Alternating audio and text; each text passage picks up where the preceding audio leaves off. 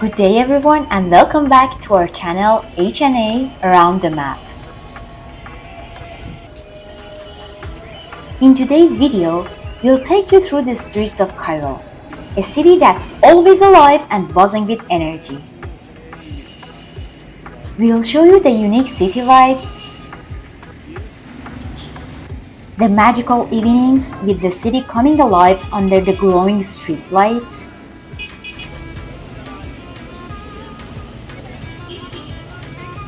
how crowded it is, which makes it almost impossible to get a shot without someone walking in front of your camera,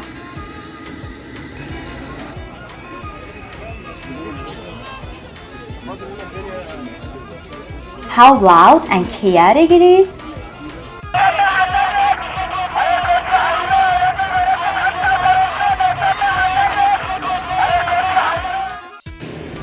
and how all of that makes it so full of life.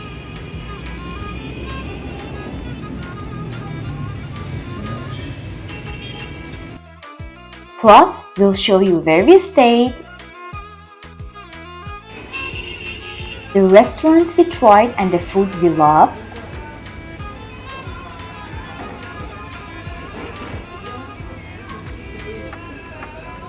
or we didn't.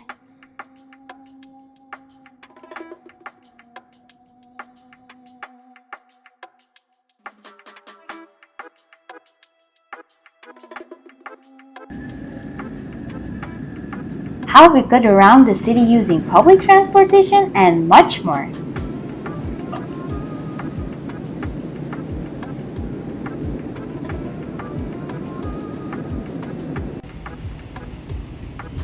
So let's dive into the heart of Cairo together.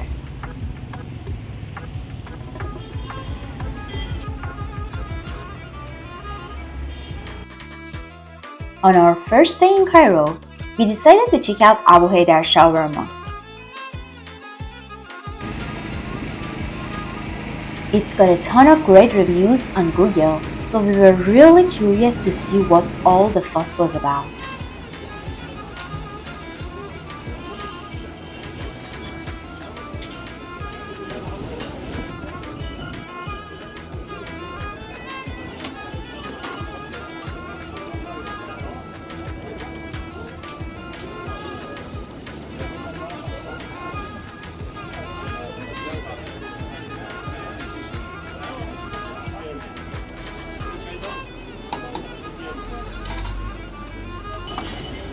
The staff was super friendly, which made for a pleasant start.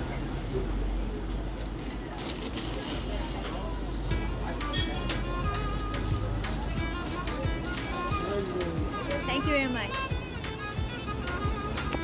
We tried their shawarma plate and meatball sandwich. Honestly, the food was just okay, nothing too special. The meat has a strong lemon and vinegar taste, which we didn't mind and really enjoyed it actually.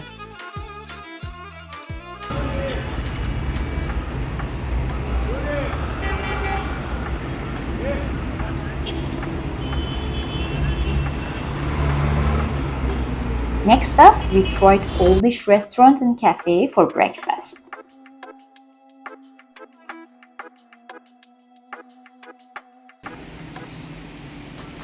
We chose their downtown branch since it had more reviews and looked nicer. We decided to sit inside because it was blazing hot outside.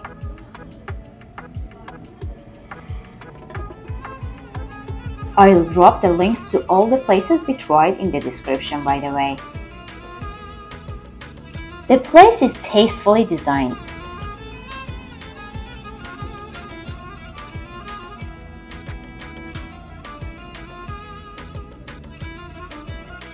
We ordered the English and Oriental breakfasts. Here is a quick peek at the menu and prices.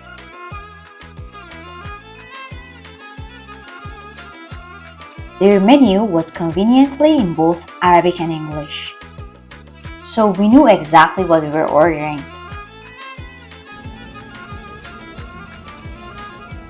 The staff was super nice and friendly, which was a plus.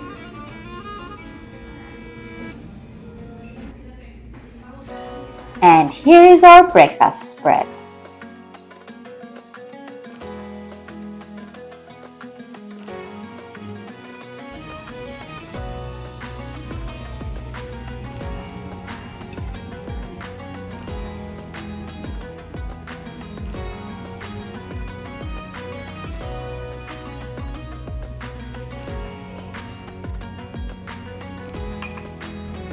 As a part of their Oriental breakfast, they served ful. Ful is cooked fava beans and is a popular Egyptian breakfast. The Egyptian falafels are different as they are made with fava beans and herbs, not chickpeas. They are crunchy and the sesame seeds add a nice nutty flavor to it. We thought that the Oriental breakfast was better because it had more variety and we could try some local flavors.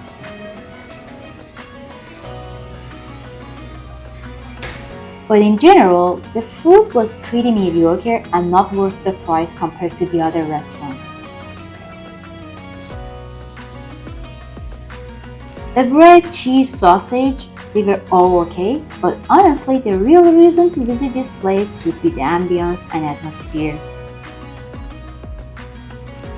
Keep in mind that they charge a 26% tax and service fee on the bill. And remember to always double check your bill in Egypt because they tend to make mistakes more often than not. The traditional Egyptian bread called Eish baladi is very unique. It looks like pita breads once the puffiness goes away, but it tastes amazing, unlike the pita breads we have in Canada. It's whole wheat and very light on the stomach. It's their staple food and you can find it anywhere. One thing we noticed is that the bakeries display their bread and other products right on the roadside. While it's not the most hygienic setup, that's just how things are across the country. We had no idea how they could balance that big of a tray on their heads while riding bikes all over the city.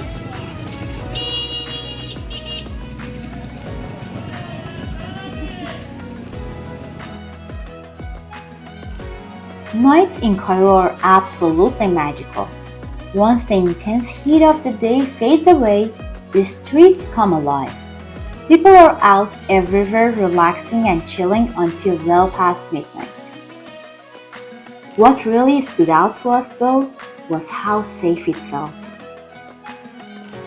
Girls of all ages were wandering around freely late at night, and not once did we see anyone bothering them. There are restaurants lined up on both sides of the Nile. For our next stop, let's head to Koshary Abu Tarek, which is the most reviewed koshary place on Google.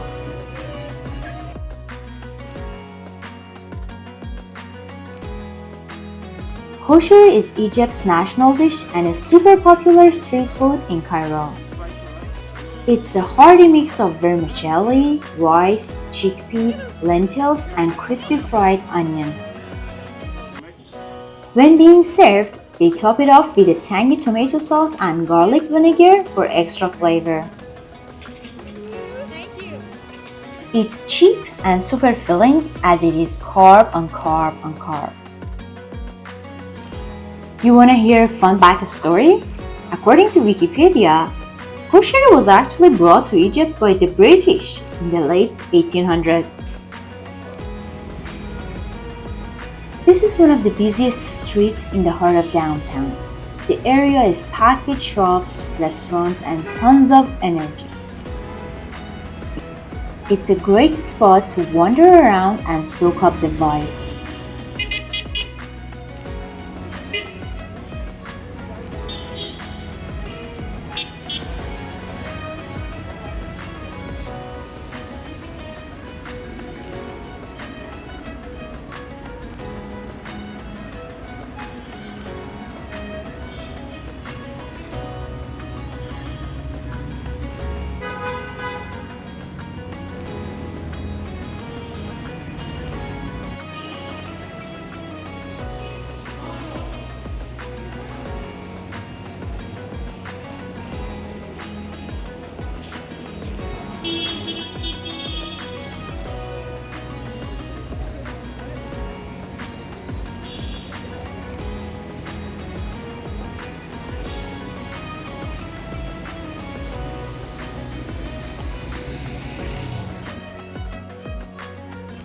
While exploring this neighborhood, we tried two shawarma places based on high reviews on Google, Kazaz and El Hamra.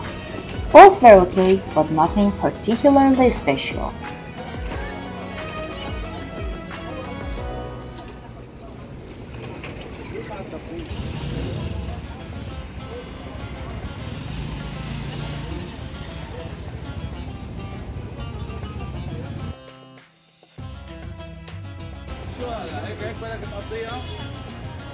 After a while, we came to this conclusion that we shouldn't rely too much on Google reviews, as some of the best places we tried were always the ones full of locals, while some of them didn't even have a website or appear on Google. For example, we ran into this restaurant called AKHER right across the street from Nasser metro station. It was packed with locals and they had the best falafels we tried in Egypt. Their cheese-infused falafels were incredible. It was actually the most expensive falafel sandwich on their menu, but it was only 30 GP, which was about 1.5 Canadian or $1.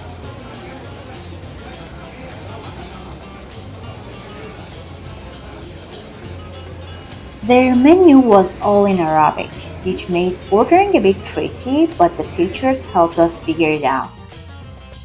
Plus, we picked up some new words, like tamia, which is what Egyptians call falafel.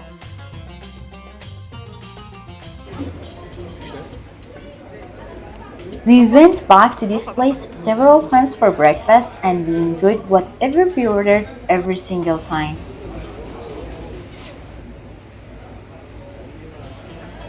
And this is their Syrian falafel wrapped in a local Egyptian bread.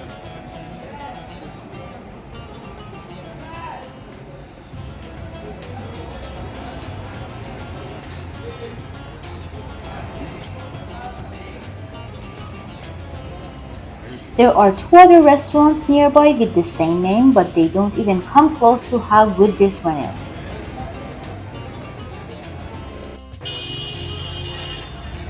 Driving in Cairo is pure chaos. One-way streets and traffic signs often feel more like suggestions than rules.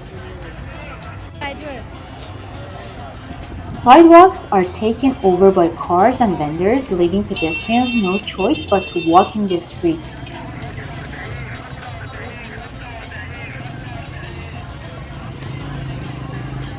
It's a wild, hectic dance of cars and people sharing the same space. And the craziest part is that it somehow works. We never saw traffic that was completely blocked or super heavy. Just look at how they park their cars on the street. There are 3 or 4 rows of cars parked side by side taking over the sidewalks. We have no idea how someone parked in the first row is supposed to get their car out when others are parked in the second and third and fourth row. Our next stop was Al-Yemeni Cafe. Since Ali is a coffee lover, we discovered this highly rated spot on Google. When we got there and saw that the place was buzzing with locals, we decided to grab a few different coffee beans to try. We grabbed some bags of their organic Ethiopian coffee with cardamom and their Yemeni coffee. Both were amazing, but the one with cardamom was so incredible that we went back to buy more to take home.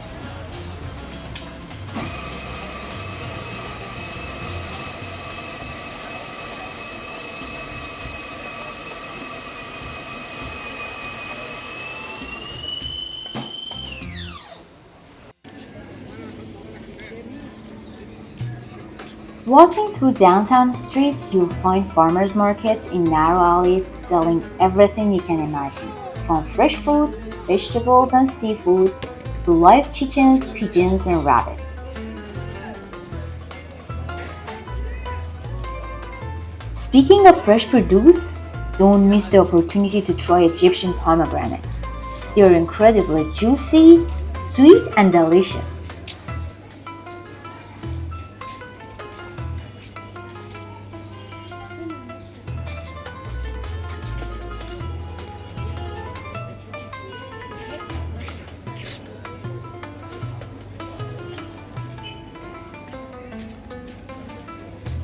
خیلی اینجا وایسا.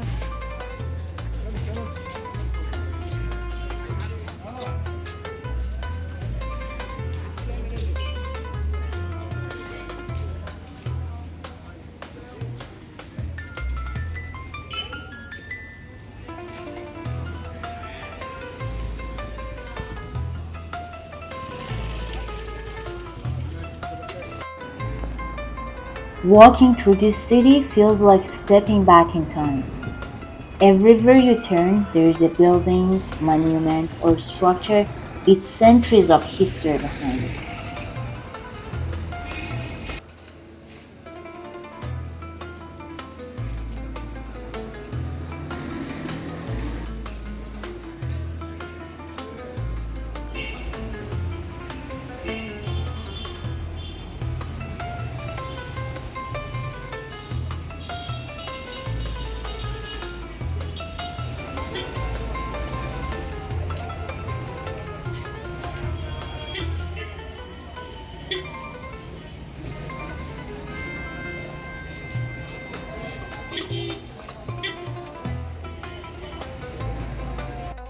Our next stop is Hagogah, one of the best restaurants we tried in Egypt. Be prepared to wait for a table, but if you speak Arabic, it's worth calling ahead to see if they take reservations. The place is packed with locals, a sure sign of great food. Their menu is entirely in Arabic, but don't worry, the staff is super friendly and happy to explain everything. While the food is a bit on the greasy side, the flavor, atmosphere, and authentic vibe make up for it. We only went there twice since it's near the airport, which is about 45 minutes to 1.5 hour Uber ride from downtown depending on traffic. On our first visit, we tried their beef tagine, a drink called whiskey, which is actually pickle water, salad,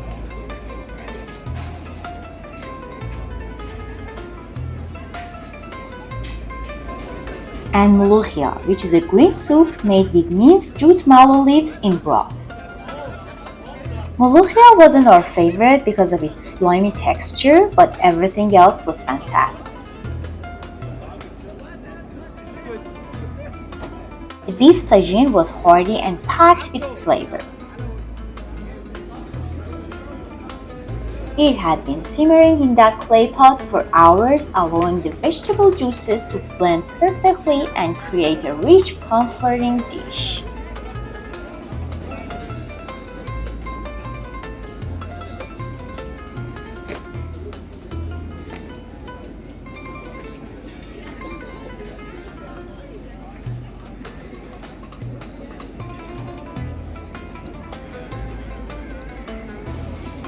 We also ordered the lamb rib kebab, which was juicy, fatty, and beautifully charred to perfection.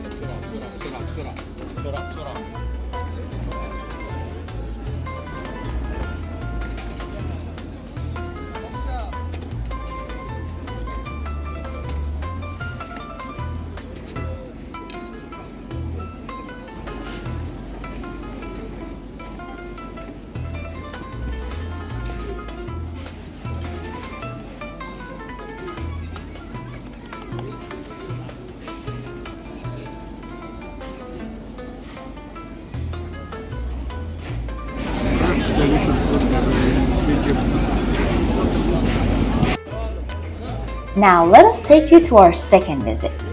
This time we got a table inside the building and it looked gorgeous.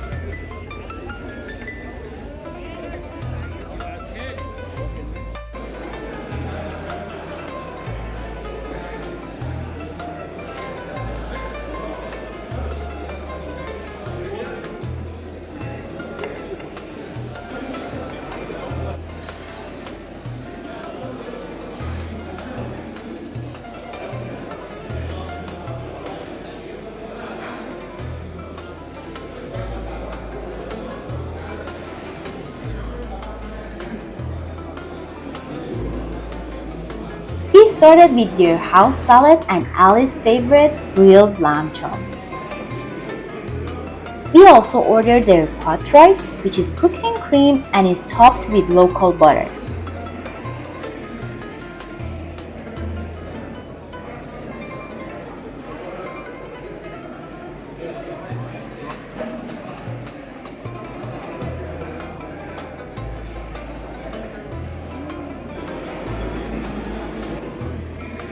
The rice was creamy, buttery, and perfectly cooked, unlike most other rice dishes we tried in Egypt, which were often undercooked and quite hard.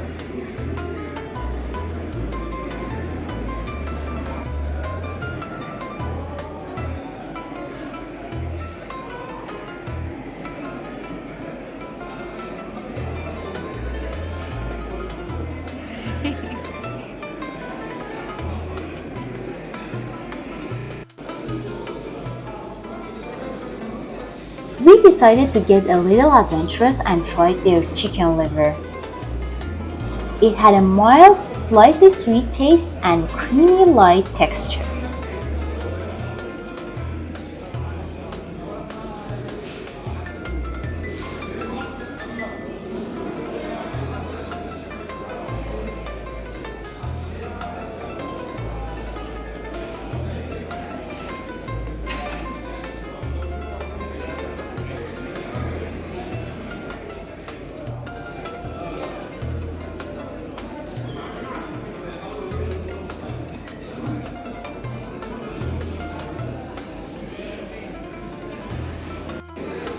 Unfortunately, the lamb chops arrived an hour late and were slightly overcooked and a bit dry.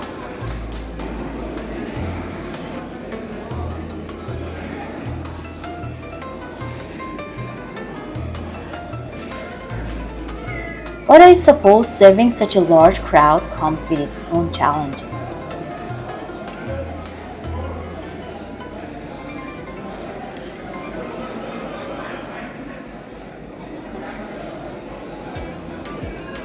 We also tried their grape leaf dolma in beef and okra tagine. It was tangy, savory, and absolutely delicious. However, it had some sand, likely from the leaves not being washed thoroughly. Unfortunately, the unpleasant crunch of sand under our teeth made us regret that choice.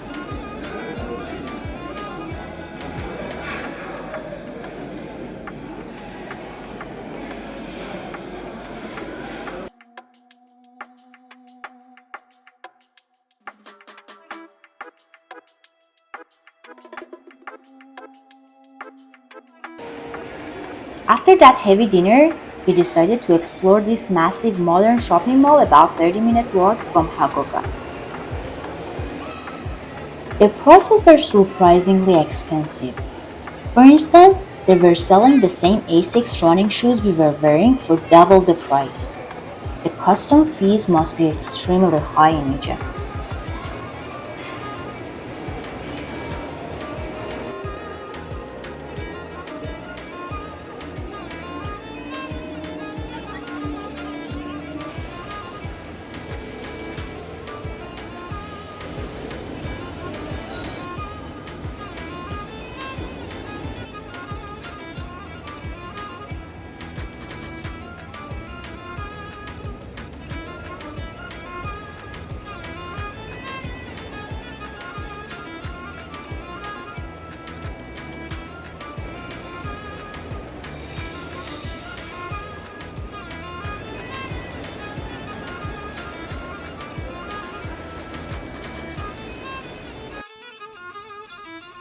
Let us show you our Airbnb in Cairo where we enjoyed Hagogah leftover and Al-Yemeni Cafe for breakfast on this beautiful balcony.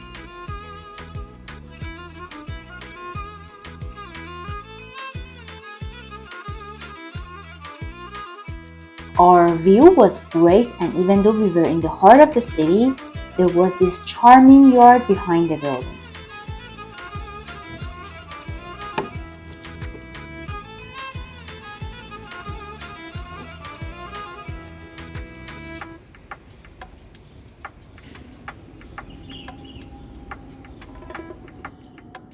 The studio had a high ceiling with a touch of Arabic style, making it feel unique and classic. Let us take you on a quick tour of the place, including the rooftop where you can relax in the shade.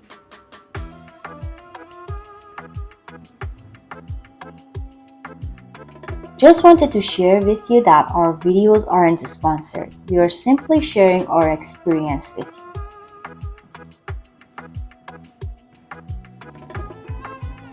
This place is located on Zamalek Island, which is much less hectic than the city center, so you can actually sleep peacefully at night. It was also very close to downtown with easy metro access just a 5-minute walk away.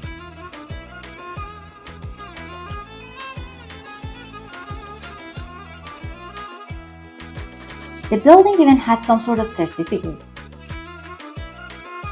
And here is a look at the facade. We were staying on the second floor.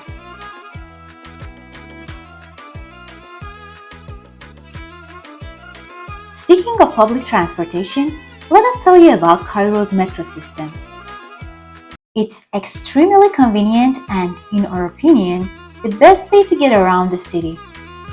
While it doesn't extend all the way to the airport, it covers a vast area of the town. Fares depend on the number of stations you travel through. As you need to scan your ticket both before and after your ride, remember not to toss it once you're on the train. They offer weekly and monthly passes, but since the process required a passport copy and 4 photos, we opted for a regular ticket instead.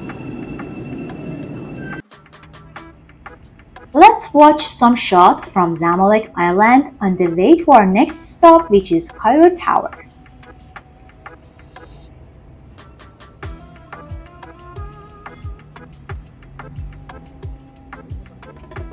Trees are gorgeous in this country. Even in blazing 50 centigrade heat, which was frying us, they seemed to thrive and their shiny, lush leaves were full of life.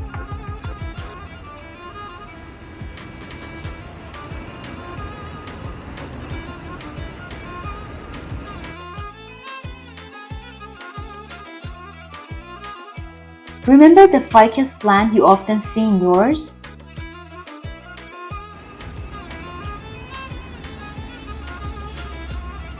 It can grow into this gigantic tree like something out of a magic beanstalk story.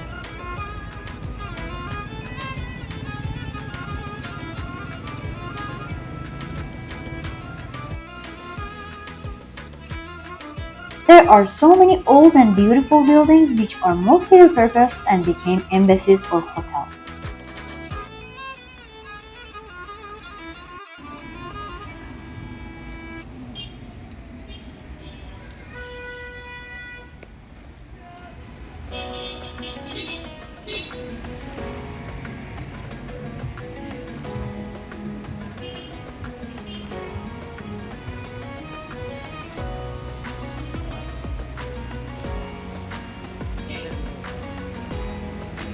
And here is the Khedive tree.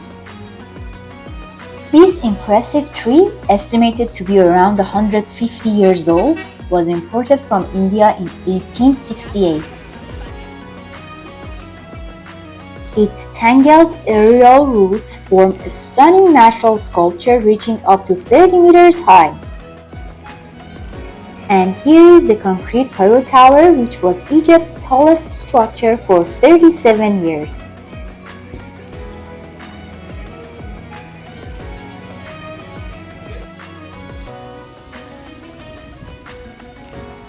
Its design is inspired by the pharaonic lotus, an iconic symbol of ancient Egypt.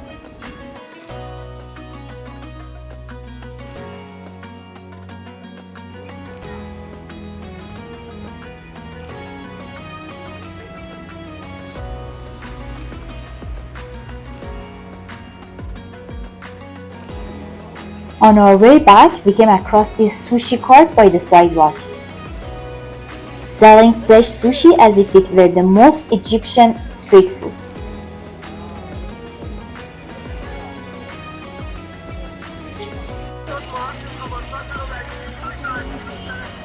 And here is the lively hustle and bustle of the Friday market. Let's dive into this chaotic energy for a bit.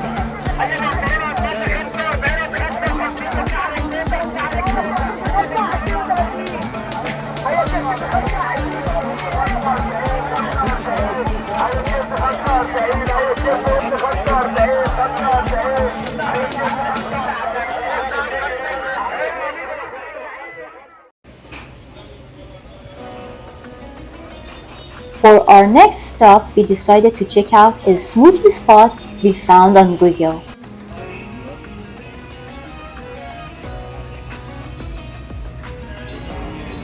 We started with a mango smoothie, which was a blend of coconut milk, banana, and ice cream. We also ordered avocado smoothie. This was our first time trying this drink.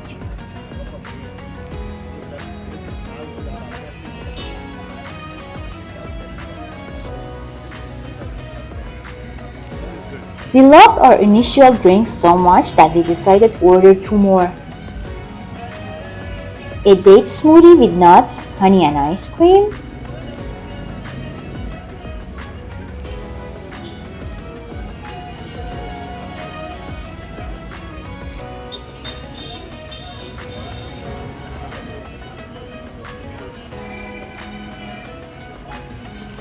and the pina colada, which was a mix of pineapple, coconut, and orange juice. While these weren't quite as amazing as the first round, they were still pretty good. Our next spot took us to what we discovered to be the best shawarma spot in town. The chicken and beef shawarma were incredibly flavorful, and the garlic sauce was unlike anything we've had in Canada or US. It was light, delicious, and not overly oily, adding a whole new dimension to the dish.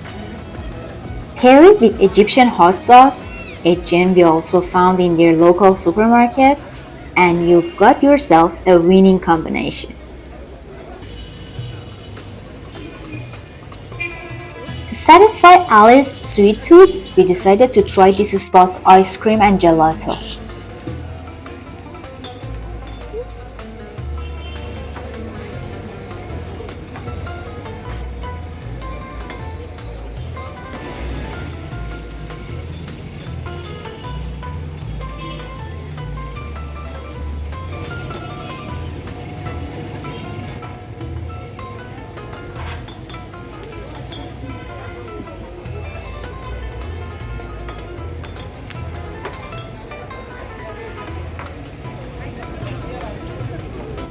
We got pistachio and African coffee flavor. They were creamy, sweet, and delicious. We had walked past this place so many times as it's located right in the heart of downtown. We finally gave into temptation to try their baklavas.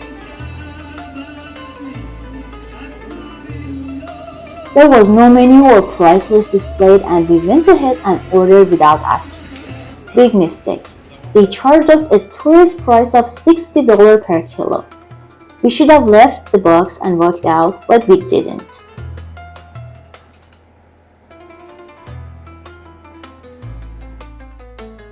So always confirm pricing before ordering, especially in places without clear menus.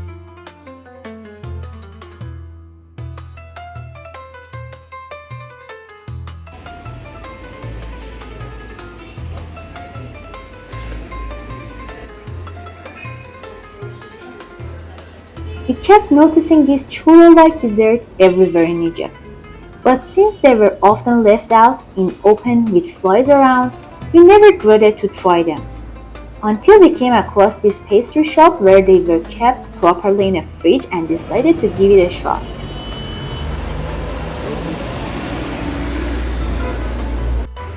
Of course, we had to pair it with a coffee.